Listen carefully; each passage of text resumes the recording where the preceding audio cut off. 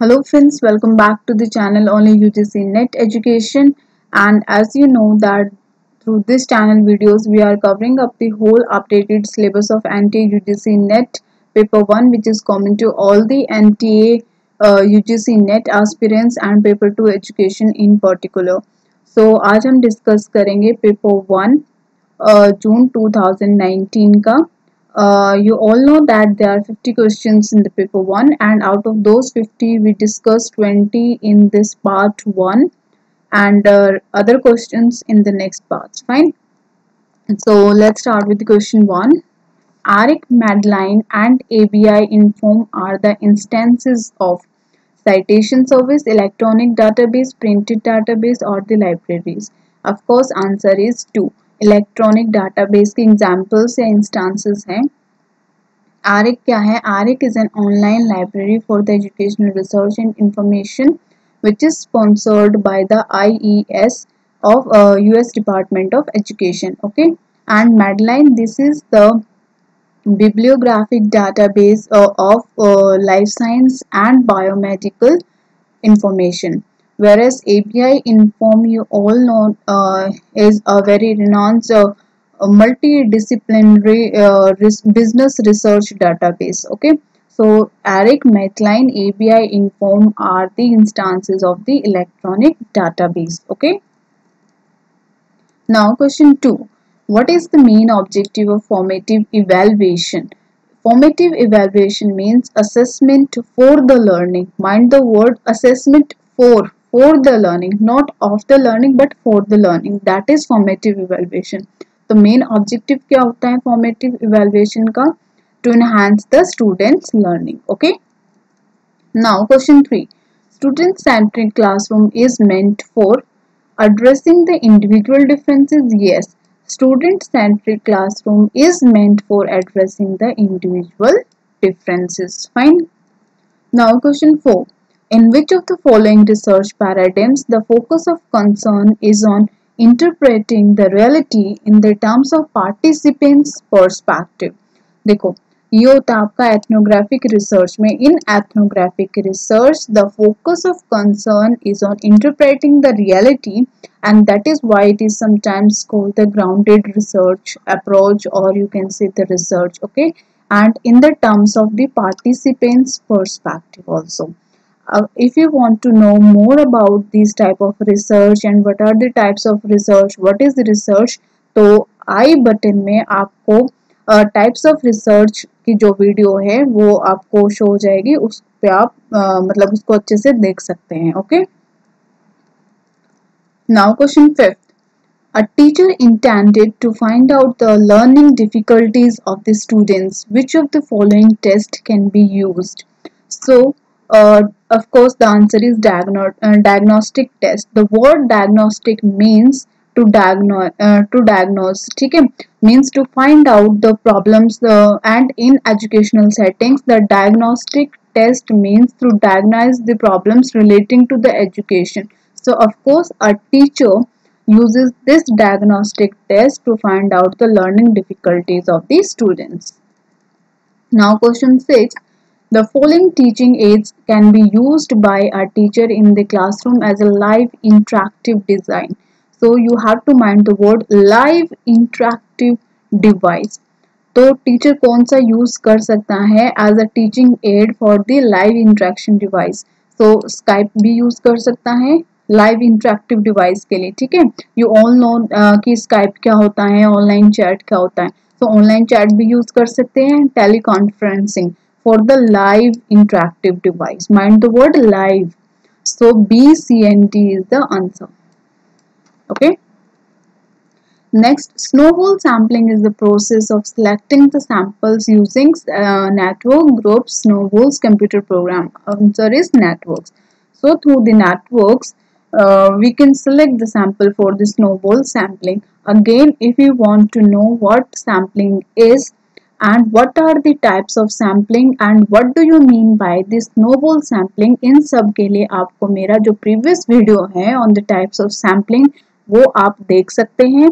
Description box में भी आपको लिंक मिल जाएगा और आई बटन में सजेस्टेड वीडियोस में भी आपको वीडियो शो हो जाएगी. फाइन. Next question 8.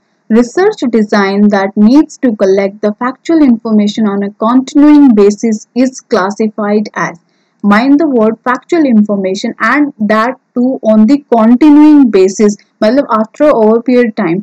तो वो क्या है आपकी longitudinal study design. इसके अंदर क्या है factual information you have to collect and that's to on the continuous basis और variables जो हैं आपके same रहेंगे. Means जो आपका sample है वो already known है आपको, जिससे आपने पहले इंफॉर्मेशन कलेक्ट की थी सेम सैंपल से आप इंफॉर्मेशन कलेक्ट करेंगे एक पर्टिकुलर इन टाइम पीरियड के बाद. Okay, now question number 9. यहाँ पे आपको दो there are two columns given. Method column A में आपको मेथड दे रखा है टीचिंग का, कॉलम बी में फोकस कि उस पर्टिकुलर टीचिंग मेथड का फोकस किस पे रहता है वो गिवन है. ठीक है, कॉलम बी में. सो आपको मैच करना है collaborative method, cooperative, constructive and team teaching. Okay, so let's see. देखो, when expertise of teachers are used in teaching, इस word को correct कर लेना. This is teachers. When expertise of teachers are used in teaching, जब teaching में expertise teachers का use किया जाता है वो क्या है आपकी team teaching. ठीक है, इस team teaching में ये होता है. Now when emphasis is given on students as creator of knowledge, तो क्रिएटर वर्ड पे फोकस करना. When emphasis is given on students as the creator of the knowledge, means students are the creator of the knowledge, they are discovering something new knowledge. तो ये क्या हो जाएगा आपका constructive method. Next is when students share the different aspects of learning activity. When you share your experience, your learning activities, इस word एक particular word पे focus करना आपको, share पे. ठीक है, तो ये कहाँ होता है आपका कोलैबोरेटिव मेथड के अंदर. एंड कोऑपरेटिव मेथड में क्या है when students help each other to learn, that is cooperative means adjustment among students, तो या किसी भी ग्रुप में. ठीक है, that is cooperative method. So answer यहाँ पे हो जाएगा आपका सेकंड. ठीक है, now question 10. A tentative proposition with unknown validity that specifies the relationship between two or more variables is called. This is nothing but the definition of research hypothesis. Research hypothesis क्या होता है? Tentative solution जिसकी आप validity further check करते हैं in your research. So proposition here means the solution, and a tentative solution with unknown validity that specifies the relationship between the two or more variables is called research hypothesis. Fine. Now question 16.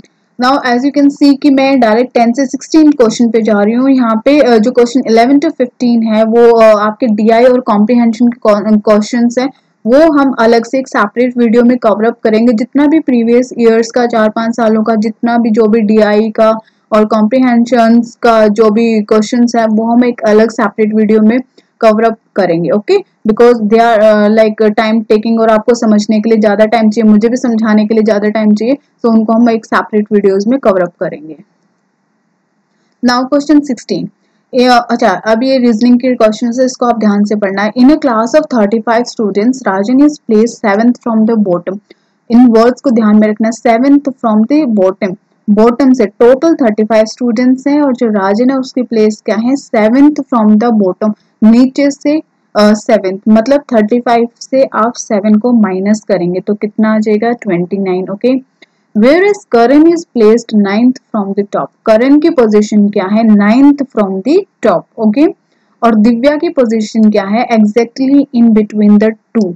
Mind करना exactly इन दोनों के बीच में. ठीक है, मतलब उनका आपको average निकालना पड़ेगा. तो कैसे, देखो राजन की प्लेस होगी 29th. क्यों? क्योंकि वो 7th है फ्रॉम द बॉटम, तो 35 से 7 माइनस करोगे 29th पोजीशन आ गई राजन की. फिर करण की पोजीशन क्या 9th है, आपको पता है फ्रॉम द टॉप, और दिव्या उन दोनों के बीच में है. 29 को और इसको जब आप प्लस करोगे 38 को डिवाइड करोगे 2 से तो 19, तो दिव्या की पोजीशन होगी 19th. ठीक है, अब आपको डिफरेंस बताना है in the positions of the Rajan and Divya, Rajan और दिव्या की पोजीशन का डिफरेंस. तो ठीक है, 90th आपको दिव्या की पता लग गई, आपकी राजन को राजन की क्या पता लग गई थी, राजन की कौन सी पोजीशन थी 29th. ठीक है, 29 और दिव्या की 19, तो 20 डिफरेंस बताना है, दैट मीन्स आपको माइनस करना पड़ेगा। 29 से 19 को माइनस कर दो, क्या आंसर आ जाएगा 10। तो आंसर हियर इज 10। जिनको क्लियर नहीं है मैं थोड़ा आपको लिख के भी समझा देती हूँ। देखिए आपको यहाँ पे टोटल स्टूडेंट्स गिवन है, टोटल कितना आपको 35 आपकी गिवन है स्टूडेंट्स, ठीक है। अब जो राजन की जो प्लेस है वो क्या है आपकी 7th फ्रॉम बॉटम, बॉटम से, ठीक है। मतलब ये आप कैसे निकालेंगे, 35 में से 7 को माइनस कर दो, क्या आ जाएगा 29। ये 29 पोजीशन किसकी है, आपकी राजन की पोजीशन है, ठीक है। फिर करण की पोजीशन ऑलरेडी दे रखी है कि 9th from the top, top से 9th, ठीक है। और इन दोनों के बीच में पोजीशन किसकी है, दिव्या की। तो इन दोनों के बीच में पोजीशन किसकी है, दिव्या की। दिव्या की हमें पोजीशन निकालनी पड़ेगी, ठीक है। तो हम दोनों को ऐड कर देंगे, in between, exactly in between 2 लिखा है दिव्या की पोजीशन, तो इन दोनों को हम क्या कर देंगे, ऐड कर देंगे, ठीक है। सो इसको हम थोड़ा यहाँ कर लेते हैं। 29 प्लस 9 कितना होता है आपका 38, फाइन। एंड 38, अब दो ही पर्सन की बात हो रही है यहाँ पे, करण और राजन की, डिवाइड बाय 2 कर देंगे तो कितना आ जाएगा 19। अब ये 19 क्या है, पोजीशन ऑफ दिव्या, दिव्या की पोजीशन है, ठीक है। अब दिव्या की पोजीशन 19 है, आपको डिफरेंस पूछा गया है in the position of Rajan and Divya. अब राजन की पोजीशन भी हमें पता लग गई, राजन की क्या पोजीशन है आपकी दिस 29 जो हमने अभी की है, ठीक है। और दिव्या की पोजीशन हमने निकाल लिया 19, तो इन दोनों का डिफरेंस बताना है, मतलब इनको माइनस करना पड़ेगा। तो 29 माइनस 19 आपका कितना हो जाएगा, is your, why is it not working, या 10, ठीक है। तो 29 माइनस 19 इज 10, ये आपका जो क्या है, ये आपका हो जाएगा answer. This is what question asking you कि difference in the position of Rajan and Divya. So answer is second 10। Clear, जिनको क्लियर नहीं हुआ है वो दोबारा से वीडियो को पॉज करें, दोबारा से ये एक्सप्लेनेशन सुने, क्लियर हो जाएगा। Fine, very easy question, need not to worry, okay. Now question number 17, Which of the following elements a good classroom should adopt? एक अच्छे क्लासरूम को इनमें से कौन से एलिमेंट को अडॉप्ट करना चाहिए? ऑफ कोर्स कंक्रीटनेस होना चाहिए, कर्टेसी को भी अडॉप्ट करना चाहिए, एंड कोहेरेंस, यूनिटी टाइप को भी, okay. So A, B and D इसका आंसर होना चाहिए, ओके।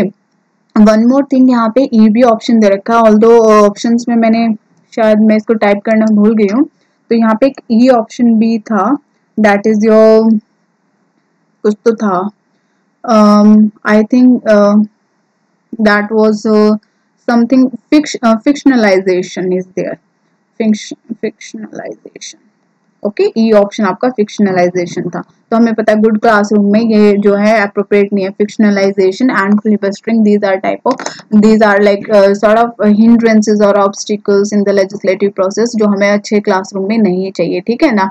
फिलिबस्टरिंग चाहिए ना फिक्शनलिज्म चाहिए।